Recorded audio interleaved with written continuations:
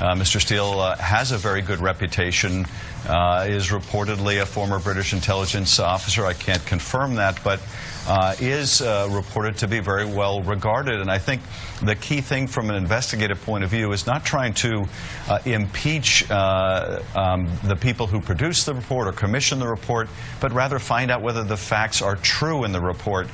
And when you look at just what has become public, some of the public information is very much in line with what is reported in that dossier. Yeah, so let's start at the beginning. You know, we talked about this. I talked on this show with you about many things as a member of Congress, but when I became the director of national intelligence, I said, listen, I want to see all of the intelligence about this supposed Russian collusion. And what I found was, and as you're finding out, is there was, of course, no Russian collusion between the Trump campaign and Russia. But what I did see in intelligence documents, some of which I've now declassified, that there was collusion involving the Clinton campaign and Russians to create a dossier.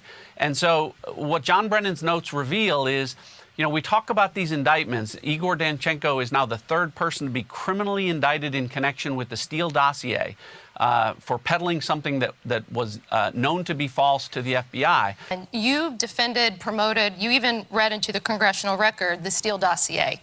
And we know last week the main source of the dossier was indicted by the FBI for lying about most of the key claims in that dossier.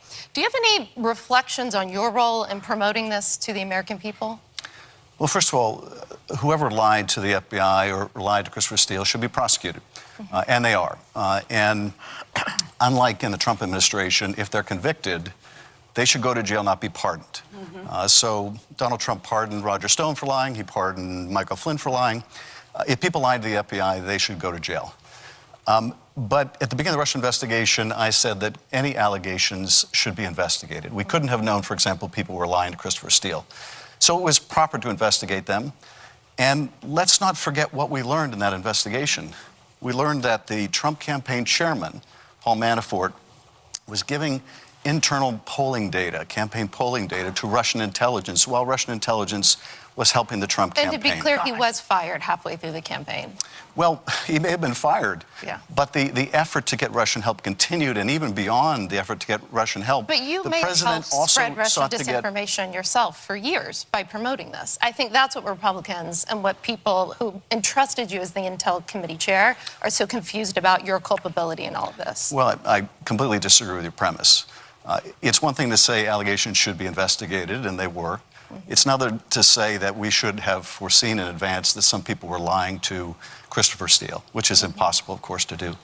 But let's not use that as a smokescreen to somehow shield Donald Trump's culpability for inviting Russia to help him in the election, which they did, for trying to coerce Ukraine into helping him in the next election, which he did, into inciting an insurrection, which he did.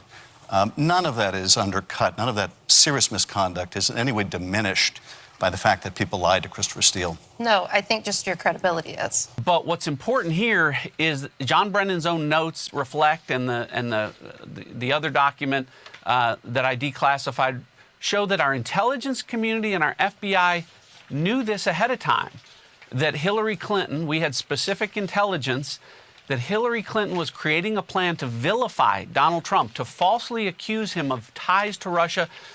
And the intelligence community and the FBI knew this. And President Obama, Vice President Biden were briefed by John Brennan and James Clapper and Jim Comey in early August of 2016.